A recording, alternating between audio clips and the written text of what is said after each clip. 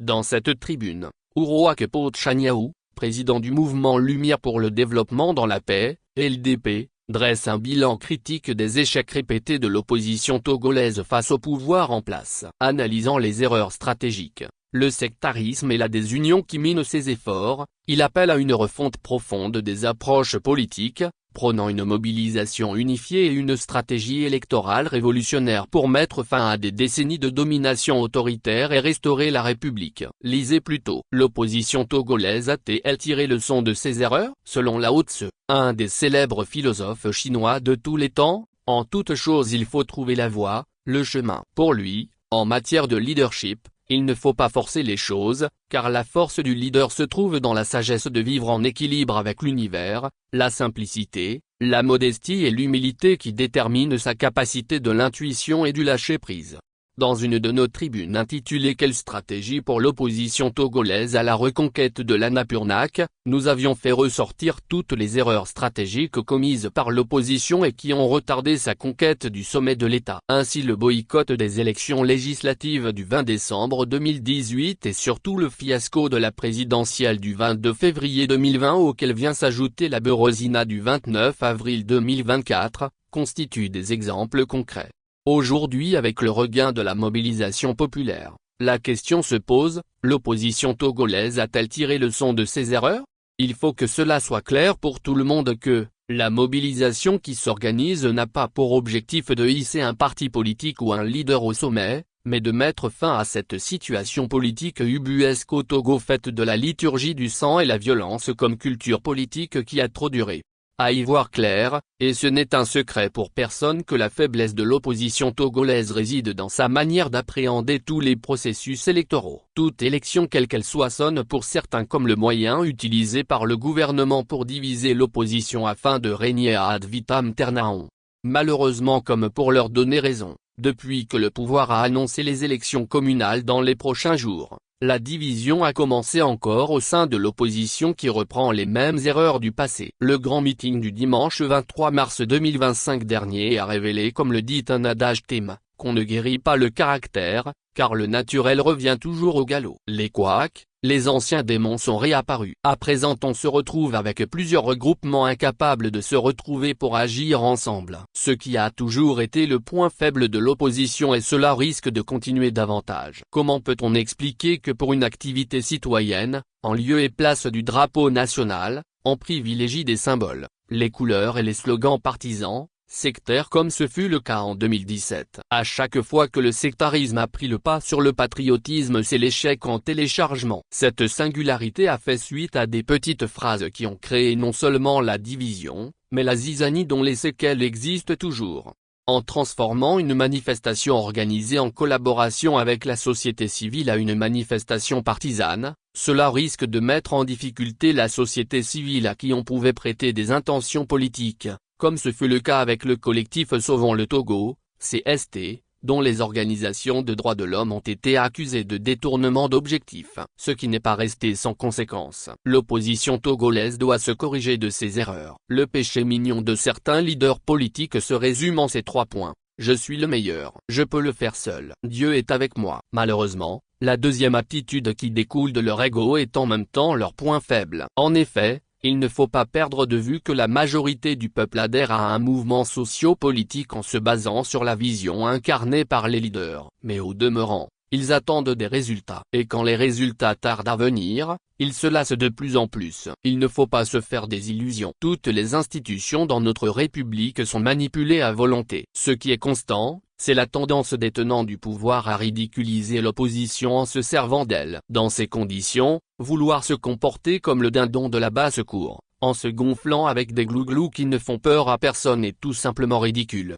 Lors du sommet de la CEDEAO sur le Togo du 31 juillet 2018 à Lomé, un des chefs d'État avant de fixer d'une manière unilatérale la date des élections législatives conforme à leur feuille de route disait ceci, allait dire à l'opposition togolaise qu'elle a assez fait mal au peuple togolais. Depuis, toutes les tentatives de ramener cette instance sous-régionale sont restées vaines. Même si par la suite, certains chefs d'État ont soufflé à l'opposition de proposer d'une manière solennelle la nécessité d'un compromis politique historique à toute la classe politique afin de relancer le débat sur la question du Togo devant la communauté internationale. Malheureusement, cette question a été une fois encore dévoyée à la CNA par le comportement sectaire de certains leaders qui pensent toujours pouvoir faire seuls.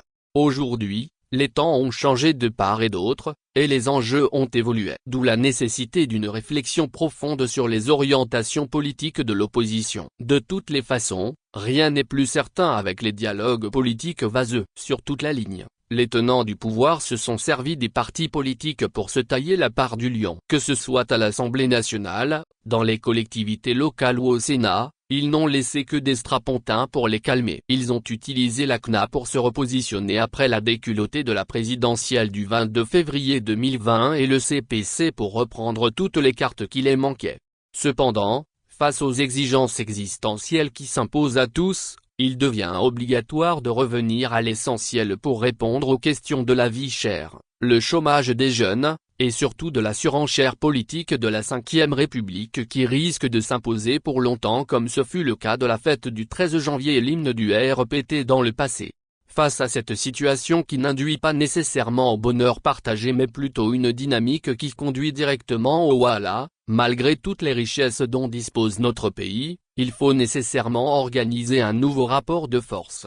À cause de cette attitude de je peux le faire seul qui pousse nos leaders à exclure certains de leurs militants à tout va, le pouvoir qui n'attendait que ça, a réussi à travers des stratagèmes, à démobiliser le peuple.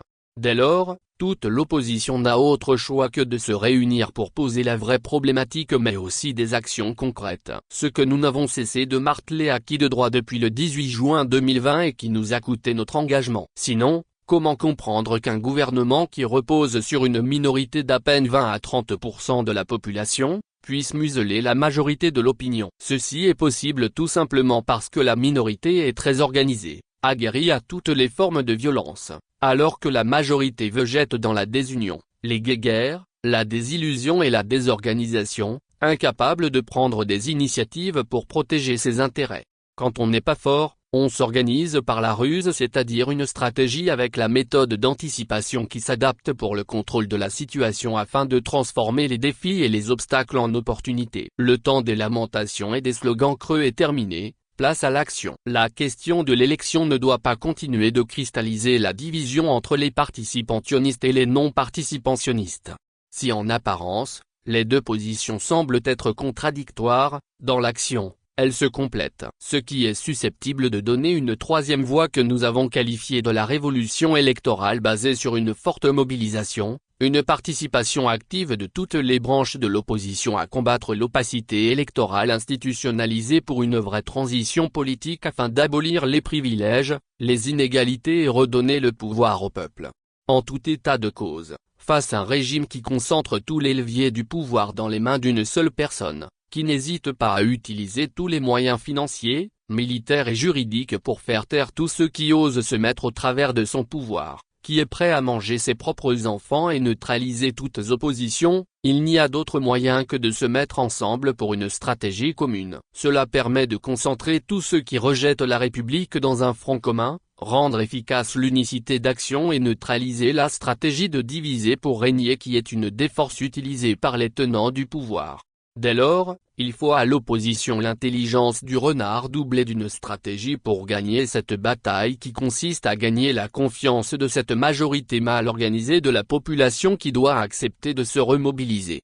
Les périodes post-électorales ont toujours été très mal exploitées par l'opposition parce qu'elle n'a jamais proposé une stratégie qui intègre ce qu'il faut faire avant, pendant et après les élections. Les leaders de l'opposition togolaise n'ont jamais réussi à accorder leur violon et sortir des petites querelles de personnes et de positionnement. Ce qui reste à faire, c'est comment fédérer les énergies afin de passer à l'action pour la conquête de la victoire de tous les républicains. Cela nécessite beaucoup de courage, car les grands changements naissent des moments les plus difficiles. Quand on se rend à l'évidence que la Ve République n'est que le recyclage des poteaux pourris, qui pendant 20 ou 40 ans pour certains, ont contribué à siphonner la République, L'opposition doit s'organiser pour affronter ce régime sur son terrain de prédilection. Il s'agit de bien s'organiser et former tous les militants pour contrer toutes les tactiques de fraude tout en mettant tous les moyens nécessaires pour une révolte populaire en période électorale afin de provoquer le changement tant attendu. Il faut désormais bannir les actes qui frisent l'incohérence et l'arrogance des leaders de l'opposition pour des actions communes. Devant les occasions telles que la violence contre le député sénégalais Guy Marius Sagna au siège de la CEPA, la commémoration du 13 janvier 2025, la déclaration commune pour la fin du mandat de Faure Gnassingbé et l'imposition de la 5e République à pas de charge, la libération des détenus politiques et le retour des exilés, il faut une réaction commune. Au demeurant, nous saluons le meeting du 23 mars 2025 et demandons une démarche inclusive pour tous les groupes opérationnels sans oublier la force tranquille du PNP et la diaspora, si on ne veut pas rater encore le train de 2025-2030. Ainsi donc, tout doit être mis en œuvre désormais pour un ralliement général afin de restaurer la République. Cordialement Uroak Potchaniaou, président du mouvement Lumière pour le développement dans la paix et LDP. Actualité feature pays politique Togo.